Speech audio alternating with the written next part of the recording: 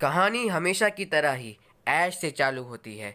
हमें दिखाया जाता है कि अब ऐश अपने आखिरी लीग और अपने पोकेमॉन ट्रेनर बनने के सफ़र पे आखिरी स्टेज पे होता है और उसको कुछ बस आखिरी की जीत चाहिए होते हैं एक पोकेमॉन मास्टर बनने के लिए।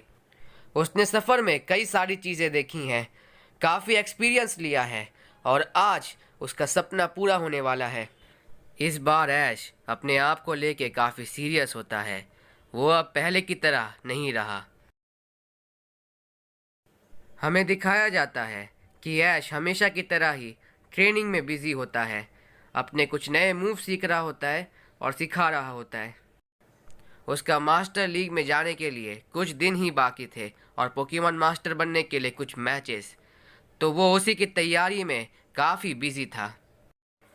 देखते ही दिन ऐसे ही में बीत जाते हैं और अपना ऐश लीग में जाता है, लीग में मैचेस जीतता है और फाइनल भी जीत जाता है और वो एक फाइनली पोकेमॉन मास्टर बन जाता है। उसे बहुत खुशी होती है, लेकिन ये खुशी ज़्यादा देर तक नहीं टिकने वाली होती। उसे कुछ महीनों बाद ही लगने लगता है कि उसने सब कुछ पा लिया है, और लेकिन फिर उसके अंदर कुछ न कुछ तो कमी है। उसने काफ़ी सारे मैचेस जीते पोकेमॉन मास्टर बन के, काफ़ी सारे जिम बैटल्स लड़ी नए ट्रेनर से, लेकिन आज वो काफ़ी ज़्यादा अलग लग रहा था उसके लिए। उसे कुछ न कुछ हमेशा की तरह कमी लग रहा था उसके अंदर। यही सब सोचने में कुछ ऐसे ही 3 दिन बीत जाते हैं। आज वो घर ही में था और वो अपने घर में अपना स्टोर रूम चेक कर रहा था। उसे स्टोर रूम में अपनी कई सारी पुरानी यादें, फ़ोटोज़ और बहुत चीज़ें मिलती हैं। उसको उसमें एक और पोकेमॉन मास्टर की ट्रॉफी मिलती है जो उसकी नहीं है। ऐश अभी काफ़ी समझदार हो चुका है, तो वो समझ जाता है कि ये हो ना हो, ये अब मेरे फादर की ही होगी।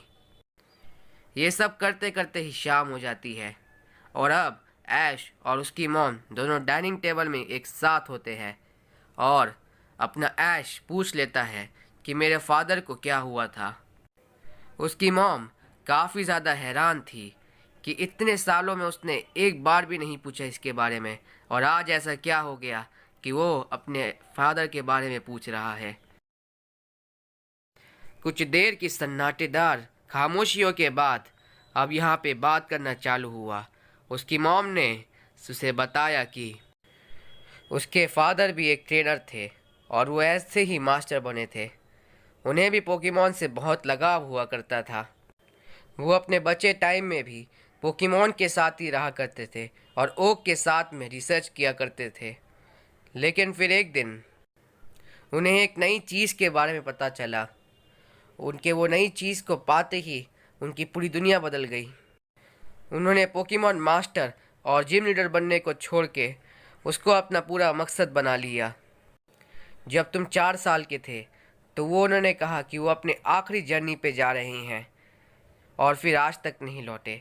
बीच बीच में उनके कई सारी चिट्ठियाँ आती रही हैं, लेकिन अब पिछले 2 सालों से उनकी कोई चिट्ठी नहीं आ रही है। ऐश ये सब सुनने के बाद खामोश ही रहता है और अपने बिस्तर की ओर चल देता है। वो अपने बिस्तर में रह के सोचता है कि अब मुझे ही कुछ करना होगा, अब मैं ही उन्हें ढूंढ सकता हूँ। तो वो उसकी मॉम से अपने डैड की सारी चिट्ठियाँ ले लेता है और उन्हें पढ़ के वो सॉल्व करने लगता है। लेकिन ऐश को उन लेटर्स में कुछ भी क्लू नहीं मिलता है।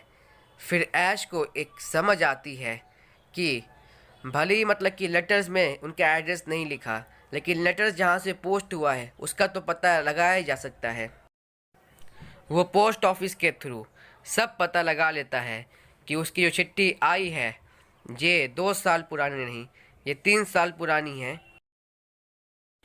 और ये एक बहुत ही छोटे रीजन से इस लेटर को पोस्ट किया गया था। अब ऐश को समझ आ गया था कि उसकी ज़िंदगी का असली मकसद क्या है। उसने अपना एक नया मकसद बना के ढूंढ लिया है और अब उसने फैसला कर लिया था कि उसे अपने फादर को ढूंढना है।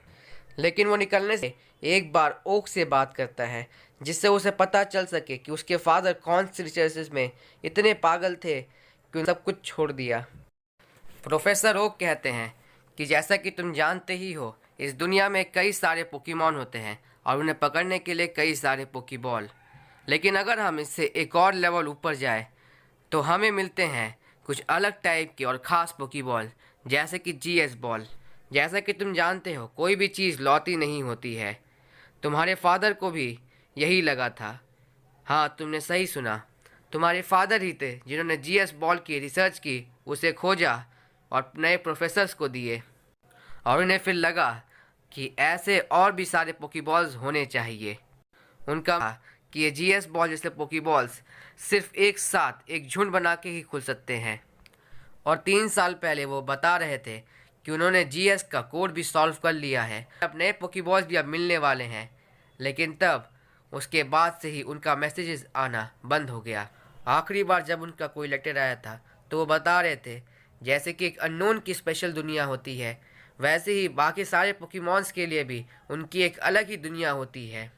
और जीएस बॉल जैसे पोकेबॉल्स उस दुनिया का रास्ता खोलते हैं। इस दुनिया में ऐश को अब सारी बातें समझ आ जाती है कि जो पोकेमॉन की दुनिया है वो जो देखता है वो नहीं है, वो उससे काफ़ी ज़्यादा बड़ी है। तो उसे एक नया मकसद मिल चुका है और वो भी अब अपने फादर को ढूंढेगा और सारी रिसर्चेस को पूरा करेगा। और नेक्स्ट डे वो अपने फादर को ढूंढने के लिए निकल जाता है। तकरीबन 2 साल की कड़ी मेहनत के बाद उसने काफ़ी सारी नई चीज़ें देखी। वो ऐसी चीज़ें देखी जो उसने कभी सोची भी नहीं थी। लेकिन उसे अपने फादर का क्लू मिल ही जाता है और उसे एक और पोकेबॉल मिल जाता है जो जीएस बॉल की तरह होता है। ऐश को ये पता होता है कि ये बॉल ही अब उसके फादर तक के रास्ता खोलेगी। ऐश के फादर की रिसर्चेस अब पूरी दुनिया में पब्लिक हो चुकी है, तो पूरी दुनिया उसे पढ़ रही है। और अब नया बॉल मिलने के बाद से पूरी दुनिया अब बस नए पोकेबॉल्स को ढूंढ रही है जो जीएस बॉल जैसे खास हो।